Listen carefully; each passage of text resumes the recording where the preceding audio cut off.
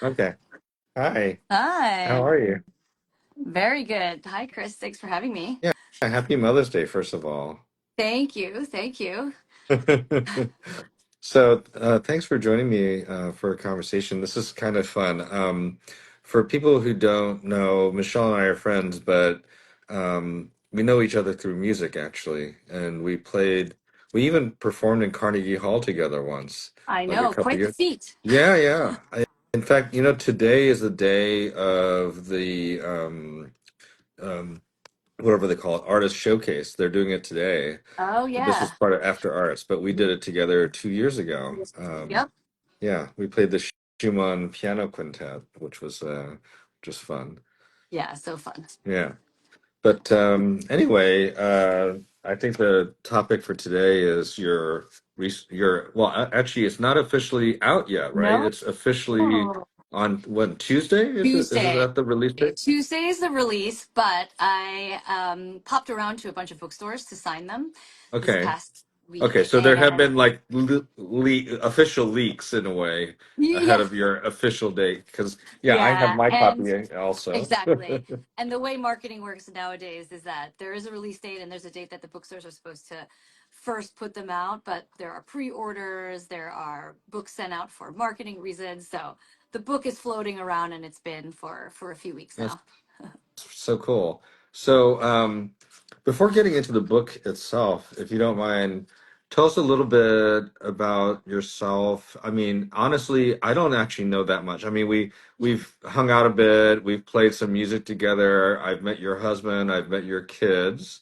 And I also know that you do things outside of writing books. Well, first of all, you've actually written books before, but they were very different. So, can you share with us a Yeah. little bit about that? Yeah, sure. So, I mean, I can start with your first question. I was born on Long Island to Taiwanese immigrants who came in the 70s, like a lot of other Asians, when, the country opened up and allowed highly educated people to come. What were your And parents' backgrounds? What were their educational backgrounds? What my what did they dad, do?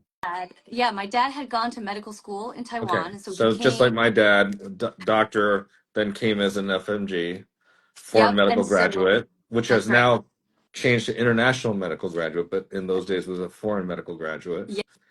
Yeah.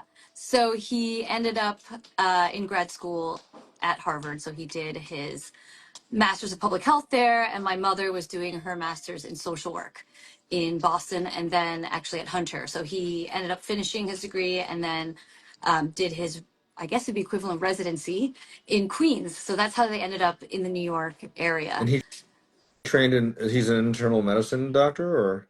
He's a cardiologist, or he was. He Oh, retired a few okay. years So he ago. did internal medicine, then cardiology, because that's, Yeah. yeah, yeah. Okay, got Yeah. it. Yeah. Okay, cool. So anyway, so you were born in Long Island.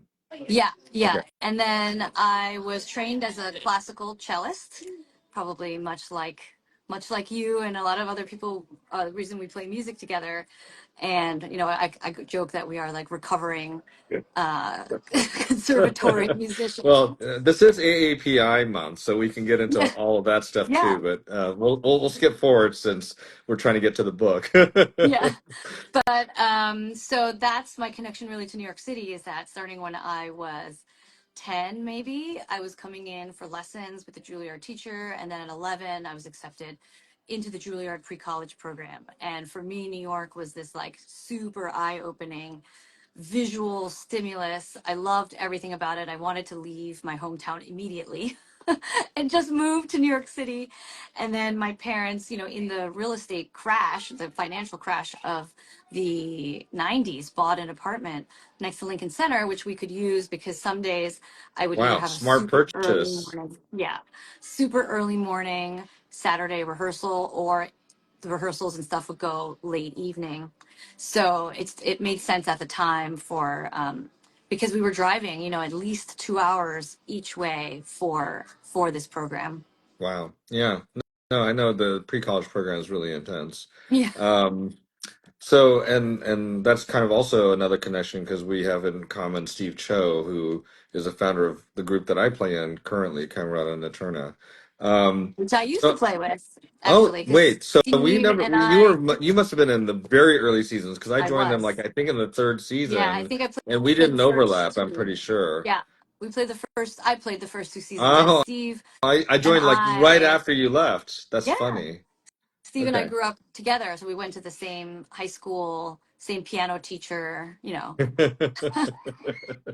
Okay. And so anyway, so you went through high school, you were doing cello, but you went to college, but you didn't choose, you weren't conservatory, right? You were like maybe playing cello in college, but Yeah, exactly. not going like Juilliard, for example, as your school. No, no.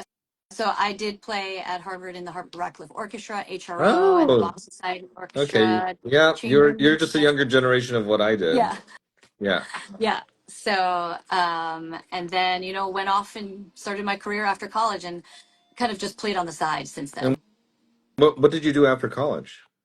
I worked as a merchandiser for Abercrombie and Fitch in their Oh, corporate office in Ohio, then for J. Crew, and then for Calvin Klein. And then I left fashion oh, altogether and I didn't decided even have to, any idea you had a career in fashion at all. Okay, cool. yeah, And you were actually you moved to Ohio that's for a right. while. First Oh, job wow. out of college. I moved straight there at the end of June. Okay. And so anyway, so you did that for a while. Like how many years was that altogether? All those Fashion different jobs? was about 5 years, and Uh, then I realized that I didn't wasn't passionate enough about it. I think to survive in that kind of really intense industry, you have to really love the product like deeply, right? I yeah. had like almost an intellectual interest in fashion, but not something that wanted to drive me to suffer to some extent. And then I looked around my apartment in kind of like a career crisis. I think when you go to an Ivy League school or you have parents that, have pushed you in a certain direction, you don't really think too much about what it is that you want to do in life. So I looked around my apartment, saw pretty much all the books were about architecture and cities and preservation and such, and realized that, yes, I had studied that art history in undergrad and did nothing with it. And so I decided to go back to grad school for urban planning and architecture. Oh, cool. Where did you do that? I did that at Columbia. So that's actually where Okay. I teach as a adjunct professor these Okay. days. And so you did that, and then what did you do once you finished that degree?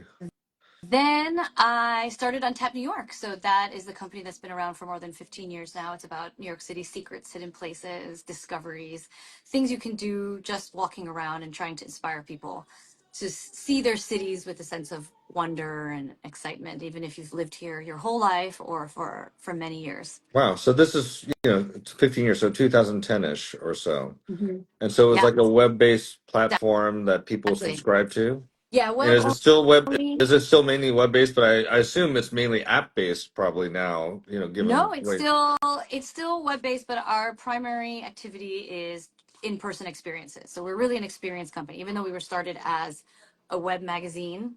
Obviously, we kind of all know the challenges of media and online media. So it still exists because I love online media as a product, but it all kind of comes together in ecosystem to support people discovering the places that they live. And how, just to give me a sense, I know that we're again going to talk about the book, but like what frequency do you have events for this? Like roughly, like Oh, is it monthly? Is it weekly? no, Is it multiple it's times a week? actually technically it's daily. We have Wow. tours multiple times a I didn't even day. include that as a possibility. I thought that's too much. No.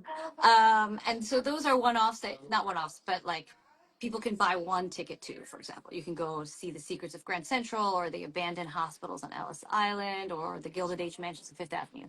Just a few examples. And then you can also become a member of Untapped New York if you're kind of like the most hardcore New Yorkers and you want those one-off exclusive access to things that may not happen again. So, Yeah. like an Yeah. abandoned rooftop that used to be an observation deck or, an old brewery that they're converting into something new. We bring you into those places with the people that are doing that project. I see. And your previous books are kind of related to this Untapped New York, right? Precisely. So they are for a publisher called Jonglei, which is French, but the books are in English, and it's called Secret New York, Secret Brooklyn, and those are more like definitely guidebooks. They're kind of a nice format that you can tuck anywhere, but each location is almost an essay, 1 page of in-depth information about that. So that guidebook series has like lots and lots of fans, and I've done 3 of them You mean with them. three volumes or Three three volumes. editions? Okay, okay. 3 different volumes, like Secret New York, Secret Brooklyn, Secret Hidden Bars and Restaurants, and then multiple editions of each one. Cool. So anyway, now moving on to, so in other words, you've never written a book anywhere remotely like The Not Art Spy. 400 pages. Yeah. And also like very deeply researched. So Right. first of all, how did you come across the story of Rose, was it Rose Valland? Rose Vallon. Valland? Was that how, Yeah. yeah. Yeah. Well, on the side, for like I was working all about New York, right? Deeply embedded, teaching it, writing it, and I was unable to read any books about New York City. It would be like super triggering, you know? Like Yeah. I'd be like Yeah. try It's to just relax a one day little and be too like, much. Yeah. yeah, like, oh, this is a great topic, or this is author seems amazing. I need to reach out, I need to send some emails.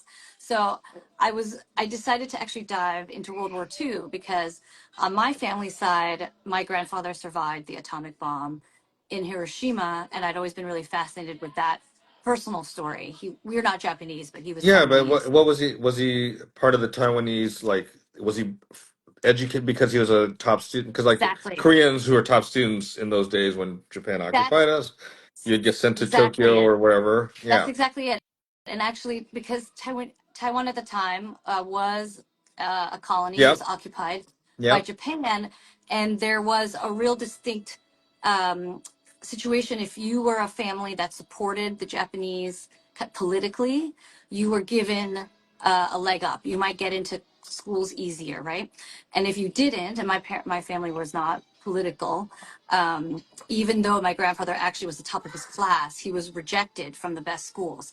And his Japanese tutor was extremely upset by this and said, in order for you to get the education that you need to come with me to Japan and you can be educated in Hiroshima. So he went to the preparatory college there starting at around 13. So he left home very young and ended up in Japan. And then World War II breaks out, and he is actually drafted into the Japanese army. And he's not on the front line, he's just driving truck supplies between the outside of Hiroshima into town. And that's what he's doing on the day the atomic bomb is dropped. He's Oh my God. in the outskirts, and he's kind of come in. Hiroshima's like kind of like a bowl. So he's coming down the mountain, and he stopped to talk to a friend, another friend driving a truck in the opposite direction out of the city. And my grandfather was very gregarious, you know, the kind that he loved music and opera. He would break out singing like anywhere, you know, restaurants. um, and so he stopped to chat, and that's when the bomb was dropped. So he Oh my talked God. about, you know, So big his flash. his his loquaciousness partially may have contributed to him being Saving his life. saved. Oh my Yeah, God. absolutely. Okay. So that story to me was always fascinating. And you know, Asian cultures, it's like hard to get any information out. So over the years, I'd ask about this. I would write and rewrite and try to like piece this event together. And then I ended up marrying somebody French, and I decided that was time to get started looking in more into French World War II history specifically. And I had always loved the European theater of World War II, but kind of didn't have a reason to go deep. And now I did. Both of my husband's grandfathers were war medal winners for Wow. their roles in World War II. And so I decided to start reading books. So, long story short, I read lots of World War II books, especially about France and England, and then fell into a deep hole of French female, no, sorry, no, female spy World War II books, which is a robust genre, in Okay. fact. And in a way, I never left it. And there was a book, incidentally, about Hermann Goring's art dealer in Paris called Goring's Men in Paris. So wasn't about a spy. I was just interested from the art perspective. And lo and behold, this dealer worked in a museum called the Jutpo Museum next to the Louvre. And there was a woman there, a French curator who was his nemesis named Rose Valland.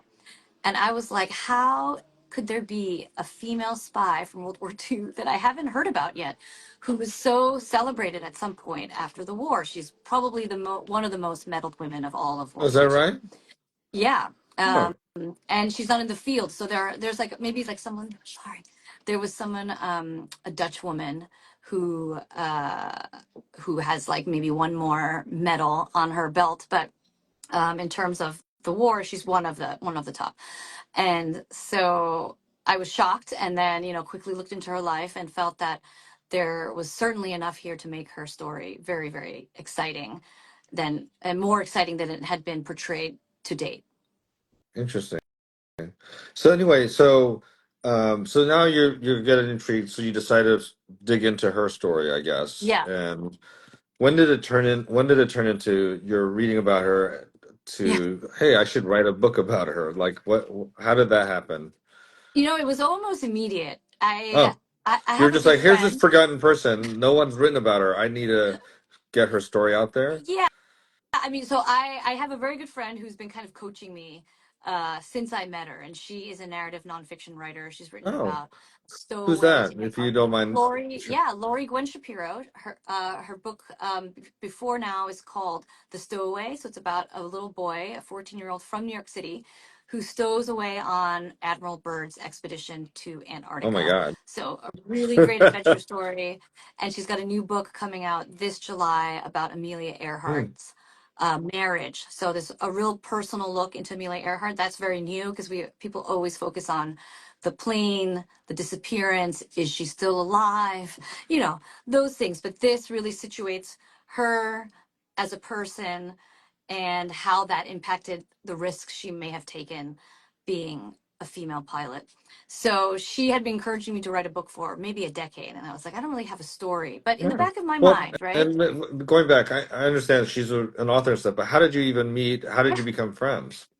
I met her because she came on one of our Untapped New York tours. We had a Oh, tour of the Woolworth building, and early on when we did tours, we often did drinks afterwards, an optional, you could add on a drink. And it was because I was curious about meeting someone, meeting people who are our readers. When you're an online magazine, you can look at Google Analytics and be like, okay, here are the demographics, but who I didn't know really who they were. And so that was the reason for the drinks post tours. And I met her and we hit it off. So, oh, that's yeah. nice. So anyway, she'd been encouraging you because she knows you're an academic, that you are interested in things. You should write a book about one of these things that you know about or Yeah. something So like that. I would run stories by her, every so often. Usually she'd be like, terrible idea, not a good book, right? And you need that kind of That's person, really right? useful though. Someone Yeah, who's willing to just tell you that's good, exactly. and when they tell you something's good, then you know they really mean it. Yeah. And so I read Goring's Men in Paris in January 2021. I was pregnant with my second daughter, Emma, super ill. And one weekend, so immediately I thought, what a great story. But I kind of tabled it, right? Because I was sick. I was like, let me get through this. And I was driving back to my parents' place on Long Island for some R&R because I was so ill. And I heard an author on NPR. And I was like, you know what? This story about Rose Vela is the exact kind of thing I would want to hear on NPR. NPR, if you're listening, I would love to be on you. I'm sure you're going to end up there soon. Yeah, Anyway, I uh-huh. hope so. And so I was like, that's the kind of amazing, inspiring story that I'd like to hear while driving somewhere. And I got back to my parents' place and typed up a one-page description, maybe even less, sent it to Lori, and she was like, this is your story. And so that's how it came about. And then she helped coach me because I've never been through this process before. What kind of constitutes the elements of proposal? What are the steps I should take even before I look for an agent? And so I was starting to write a lot of pieces about looted art. And luckily, yes, I do have an art history background. So Yeah. I wrote for Hyperallergic and The Forward, stories about looted art that was coming to Christie's and Sotheby's. Anything, looted art is coming up all the time. And so there were a lot of stories that I could dig into. And there was a Supreme Court case happening around that time. So I started to build this portfolio of writing related to the subject while creating a proposal that I could, or the beginnings of one that I could show to an agent. Wow. Wow. And so when you did get an agent, because Mhm. it sounds like you had all these writings that weren't like actual directly in the book per se, because they were around the Yep, subject, as well as correct. maybe some writings about Rose and her story as well. Yep. Um, and so when you met your agent, did you have like a overall like scope of the book, like an outline of what the book would be, or? Well, just I the fact just that had these are the that. ideas. Yeah, so I had that one pager description and I had a research plan. So it kind of included the sources that I would go to, the people that maybe I already met or had in contact with. And I think that was it. It was just sort of the broad outline. And my agent Peter Steinberg's mother is an artist, so I think that was partially what might have piqued his interest in the story. And he met me and decided I could potentially accomplish this book. And together we then worked on the proposal, and he sent me examples and helped me put that together. And he is a writer by trade as well from his past, and so he really helped shape the elements that we should put in there. Like I had some chapters, but he'd say, no, no, no, you need to have like kind of the most exciting. We don't need the background. That'll be in your book, but we Right. need For the to hook proposal, these you need to points. get people's attention and Exactly. whatever. Right. Yeah. And so Yeah. so now you, I'm sorry if I'm getting too into the weeds, but Okay. I'm actually It's fascinated by this interesting. process. Yeah. So like now you have this proposal and you haven't, I mean, you've already done a lot of research, but like the real research you haven't done yet. And you just Correct. go to book publishers and because you want to get in advance that helps fund you to do that work, because That's I guess it's correct. too big a risk. Like for example, you spend 2-3 years killing yourself putting this together, and then there's no publisher, so Yeah. uh So nonfiction books are still sold on proposal, mhm. which is unlike fiction. So these are distinctions that I learned along the way. Fiction, if you want to write a novel, you have to finish it, Right, right. and then you can submit. Unless But you're like Stephen yes, King and then you have like a 10 book deal, whatever yes, it is. But correct, but when your correct. first book, you have a book and then you're trying to get people to like Yeah. publish it. Yeah. And so, this book, The Art Spy, ended up taking me, if we count from the minute I discovered Rose to publishing, it took over 4 years or 3 years of kind of dedicated work. And so you still are able to get advances to do that work. But the Now, advances are uh divided over 4 payments, if you're lucky, 5 sometimes these days. So it's, even if the numbers sound big, like someone got a 6-figure advance, you have to kind of divide that in fourths and then divide that over the number of years. and then also So and then it's also I assume milestone based. So like here's your exactly. first payment and if you have you know just to be ridiculous 0 pages, you're not going to get your second payment. So like let's That's say the correct. hundred Your thousand dollar second. advance, you get 25,000.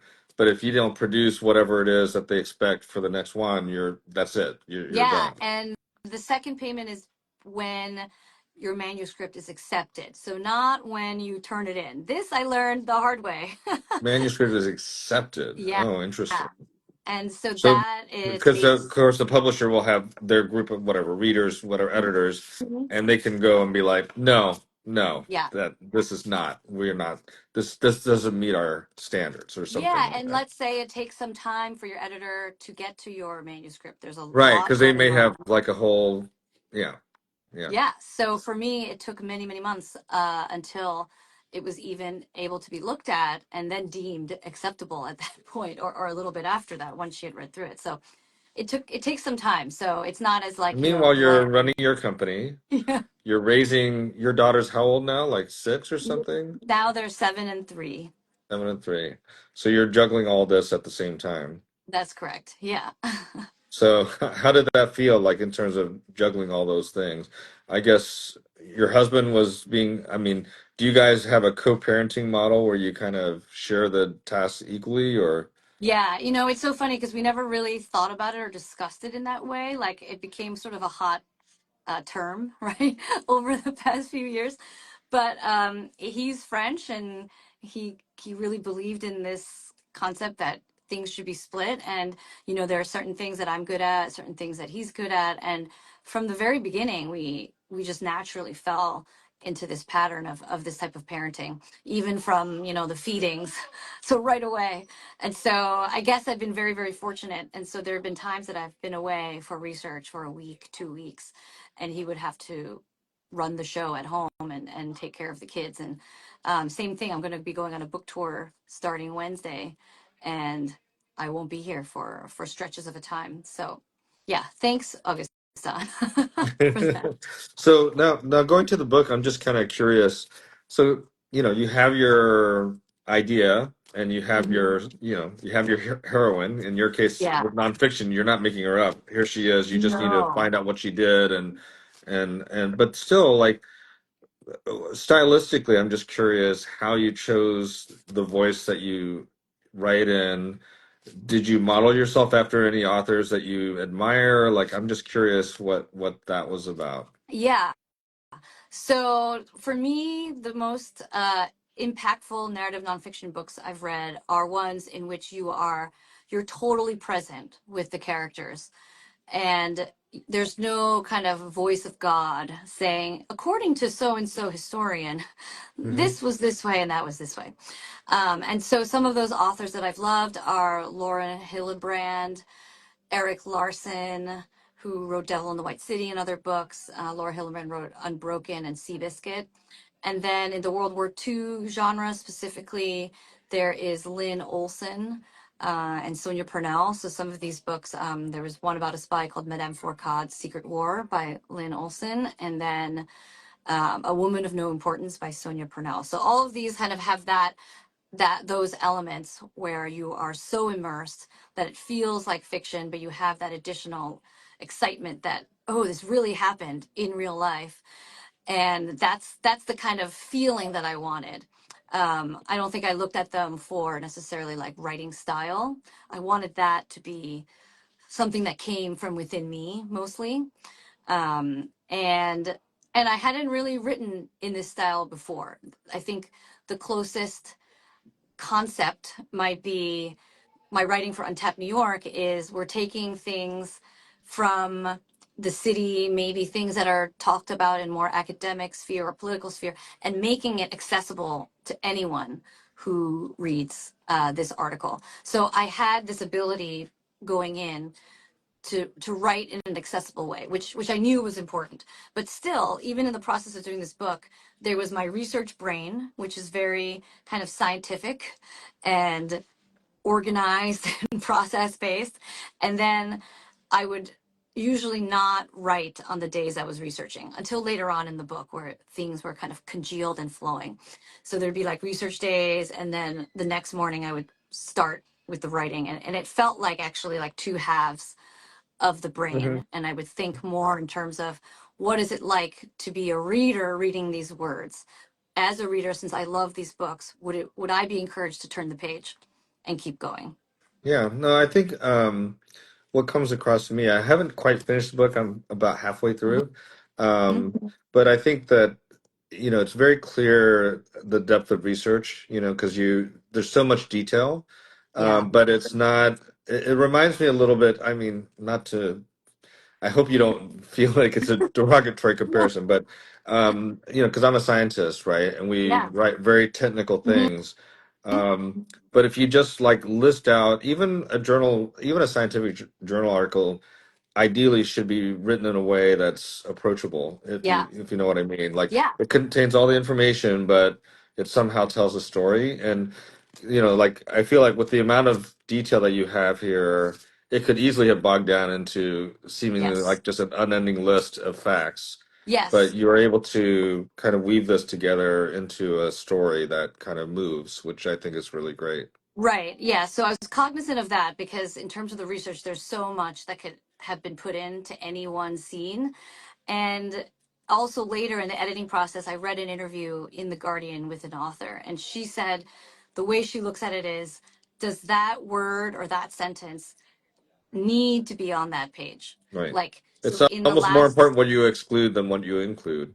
Yeah. exactly. And so Yeah. in that last kind of bunch of readings in the editing phase, I had this in mind. Like, do we need this or not? And I'm sure there's still stuff that I could have Oh, cut. sure. But overall, I was thinking of this, in that way. I see. Well, yeah, that's really cool. So that must have been fun. So now, you're complete, you finished. Well, first of all, how did you, I think for projects like this, it can be hard to decide that you're done, right? Because you can go back and edit more, you can maybe you can do some more research on one thing or another. Yeah. So how did you get to a finishing point? Was it kind of like time's up, you need to be done, or like what made it so that the project was finished? Because I feel like that would Yeah. be a little bit anxiety provoking. So, one of the things I did, which really makes a lot of authors really stressed out when they hear this, is I wrote this book without an outline. But in order to do that, you need to have an organizing principle. Okay. So writing without an outline is something that I started, or working without an outline is something that I started in architecture school.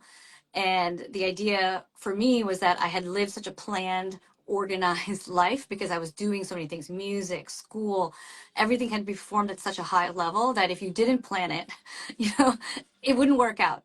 But in terms of the creative momentum, I feel like you need a little more leeway. And I was almost forced into this creative space by my teachers when I went to grad school and architecture school. Like, basically they could tell that I was too controlled, and almost like, what would happen if we threw Michelle into like a laundry machine? And as a result, I created these things that I never expected that I would be able to do. You know, I went to grad school thinking I'm going to study urban planning and write papers, and some professors would be like, you're going to do an architectural project. It's like, ah. And so I loved this and what it kind of made me do. And so I applied the same thing to this book. But like I said, you can't have no outline and just like go in all Right, you have to directions. have So you have to have even though you're talking about not having a written out plan, there has to be a plan of some sort. exactly. And And so in this, what would you say was your organizing theme for so it this? was time. I knew that I wanted to talk about just Rose Valland's wartime life. Okay. So So whether that's that gave you 1939, the constraints, like, yeah. exactly. So whether that's 1939 to 44 or 45 or 40 to 45, whatever. But like roughly, this is, the start and stop. Hmm. And I knew that I wanted to have ideally two storylines that you were following, because Rose is an amazing character, but she's a spy inside this museum. And occasionally she's going out and she's following people, but following Germans, trying to find out where they live and what are they doing. But for the most part, she's there. And so you don't get a sense of the overall war if I only followed her, right? Okay.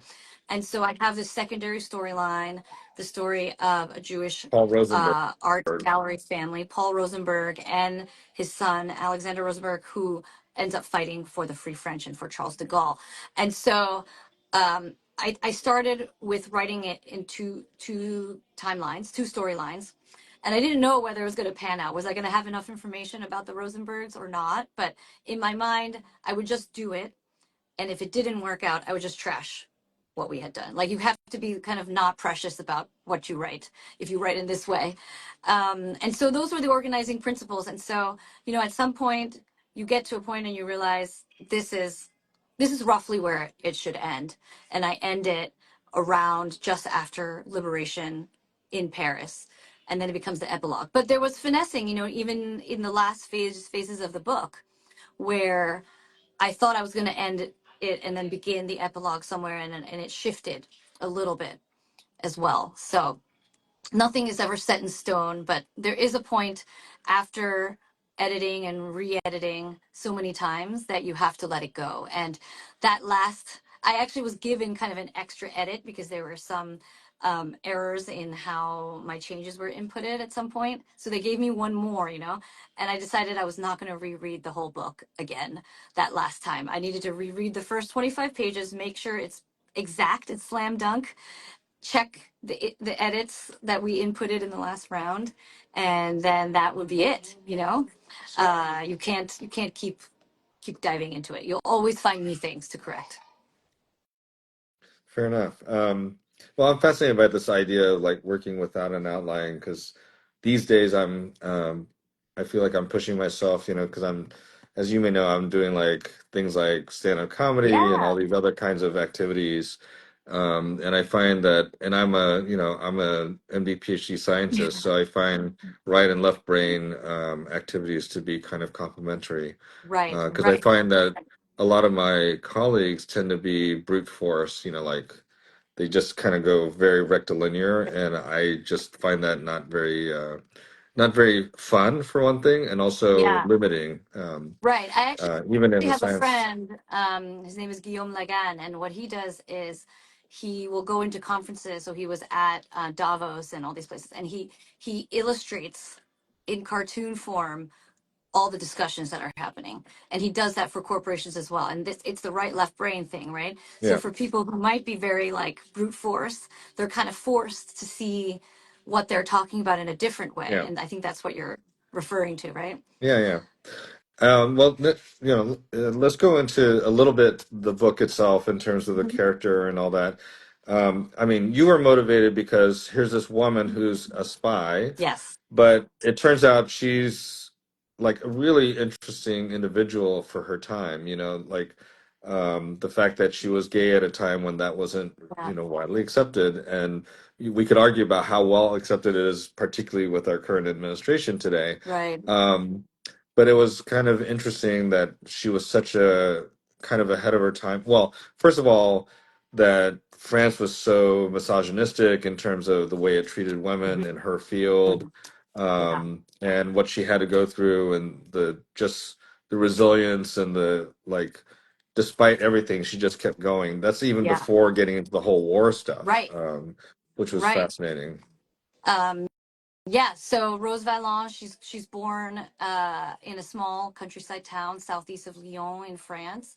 Her father is a blacksmith, Yes, and so she totally not an academic, not an no. artistic background or anything like that. And nor would she have been expected to, rise in the way she did. But her mother was very intent on getting her educated and likely recognized some early talents and applied for scholarships for her to go to boarding school about 15 miles from home. She does that. She ends up at the teacher college in Grenoble, which is really a high school, and then she ends up at the École des Beaux-Arts, an art school in Lyon, does extremely well there. So she goes to École des Beaux-Arts in Paris.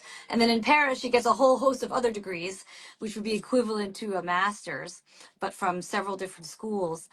And she ends up um, getting a degree from the École du Louvre, which is training future curators and art historians. And she kind of meets her first real major nemesis there. He's the head of the school, the head of all the French museums. His name is Henri Verne. Yeah, And I was really trying to figure out why he hated her so yeah, much. Because at first I just had these letters where I was like, he'd be asked basically, would you give a recommendation? Like, would you recommend this person? right. And And he instead of went out of saying his like, way to no, not just yeah, say no, but to just completely tear her apart. yes, exactly. And I was like, this just feels, like in the modern day, we all, I think, have experienced people like this. And I was like, it feels like there's something much deeper, right? And so I really dug into him quite a bit and, found his whole educational history. And it was like, on one hand, he was very successful as an arts administrator, but he actually hadn't been trained as an artist or art historian. And I was like, this starts to make sense. This Yeah, character profile is this kind of like man, an insecurity thing yeah, almost. who's made it to the top, but he doesn't have any of these art degrees. And so the words he uses are like, if we needed to hire someone, we need someone much more qualified than her. And you're like, who else has more degrees than her at this point? Almost nobody. Yeah, And I'm sure there's some misogyny in there as well, because there were very, very few women working in the Louvre or the museums. And if they were unpaid because it was assumed they had a husband who could right, kind of bankroll their hobbies, right. and that was that. And but of course, Rose was not married to a man. She was lesbian and wasn't in a relationship till the mid 30s, Yeah, or yeah, in a long term right. relationship. And then I thought it was hilarious. Well, maybe this is a little too Schadenfreude, but that Verne actually imploded because of his indiscretions in the end. Like his Yes, career. and that was something that also is really not in the historical record. Uh, And as you're writing this character, you're like, oh, so you're like, I hope something happened to this guy, right? Because he's like seems like such a jerk. And I ended up finding an unpublished memoir of one of the Louvre's arts administrators, and his how did you family wait? published. Wait, unpublished Well, memoir. How do you find an I unpublished mean, memoir?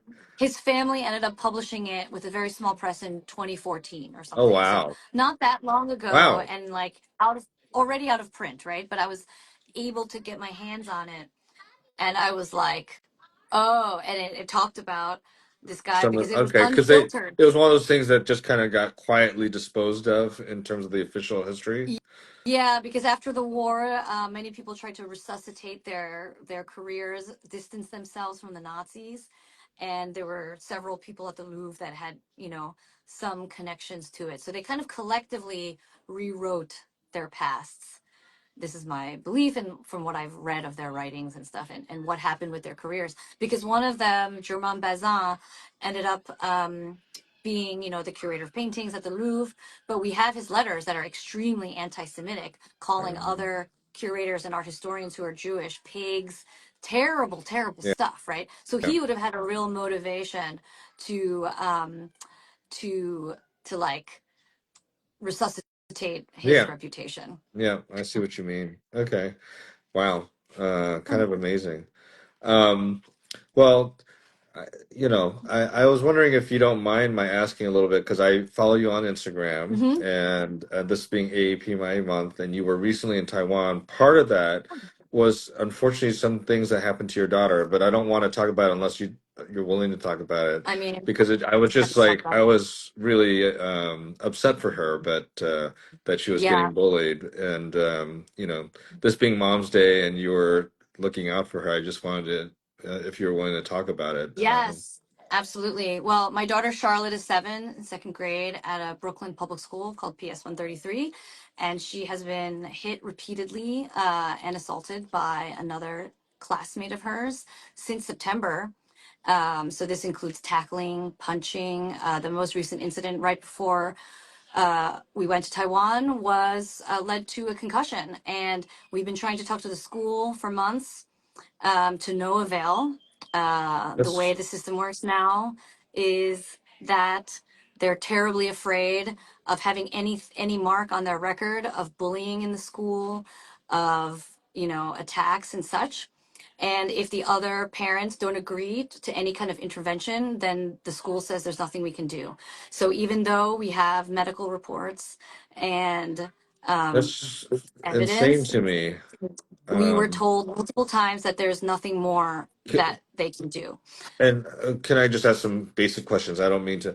So, like, okay, here's a situation, and I don't know how big is the school? Are there multiple classrooms, first of all, for the grade? There Like, are, but she's in a French bilingual program, so there's only one of those and the classes in this and the school. student, they're both students in that program. Exactly. Oh So the my moving gosh. around and I've heard this now not just from our own personal experience, but all over the public school system, is that they just tell you as the victims, you are free to apply for a safety transfer for your own safety. And I had the school tell us in meetings that repeatedly that they failed, and the assistant principal even said that if it was her daughter at this age, she would have pulled her out of the school. So it was extremely damning, yet they said our hands are tied. And so as a parent, I felt like I had given the school ample opportunity, multiple meetings, and I couldn't risk sending her back to school knowing that no measurable protection had been done. And so I already had this trip planned to Taiwan, and my daughter was having trouble sleeping. She was crying at night, afraid to go to school, afraid to see the student. She would ask us to wait when we got to the school. So if she saw this other student, so that she wouldn't have to be in the hallway with him at the same time, not knowing, if he was going to attack her. Oh, I forgot to mention, he also like slammed like a plastic box into her face, so she was completely bruised. And so I was going on this trip. Her psychological state was not good, and sort of my gut mom feeling was we need to pull her out of this situation, rebuild her psychological state. And I brought her to Taiwan with me, and my parents came, my aunt came, my cousin came, and it was just a blast seeing family there and recuperating from all of this trauma. And what is your plan going forward? It's just really so terrible to just hear about. I know. So I can't speak to that because now we have like lawyers and such involved, Okay. All because right. there's been kind of no, well, there was no measurable action. But yeah, we do have plans. We obviously cannot let this situation kind of continue Yeah. unchanged. So I'm so sorry that you've gone through it as a mother and that your daughter's been going through this. I hope it gets resolved in some way. Yeah, You you know. know, our goal, the reason we're fighting, and a lot of parents don't because they may not have the resources to do so or the kind of wish to put themselves through it. Most people just opt for that safety transfer. But to me, that's like victim blaming is we cannot let that stand. And I don't want any other parents to have to go through this. You know, you think you're on the right side of justice with a child who has been physically attacked all year, and yet you're being told by her school that there's nothing they can do. Like that's we can't let that, you know, continue. Yeah, I definitely support that. Well, I don't know. I don't know how long we've been talking, but I really appreciate your getting on with me and sharing your experience as an author. Yeah. I haven't finished the book, but I've been enjoying it, and I think you're having a book signing on Yes. Tuesday, right?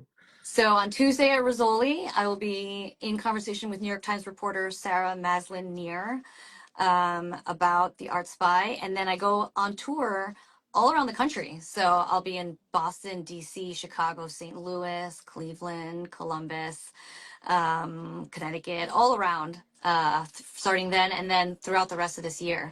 So, but you can pre-order the book now. It is ready, and actually, some people have received it. So, it's really exciting. And actually, I went, yeah, to Upper Manhattan to sign books, and like someone literally bought the book out of my hands as I was signing it. And I was actually really excited to see the amount of foot traffic that was in these all these independent bookstores Oh, in cool. Manhattan. That was cool. You know, it was not just Amazon and Barnes and Noble, but people seem to have like a real personal relationship with their booksellers, asking them to order specific books for them. And that was very heartening, you know, because we read about what's happening to the publishing industry, and kind of on the ground, at least there was some hope. That's great. Well, I wish you all the best success, and Thanks. yeah, I'm looking forward to seeing you on Tuesday and in the future. Great. Thank you for having me. Okay, bye. Bye. Happy Mother's Day. Thank you. Thank you. Bye.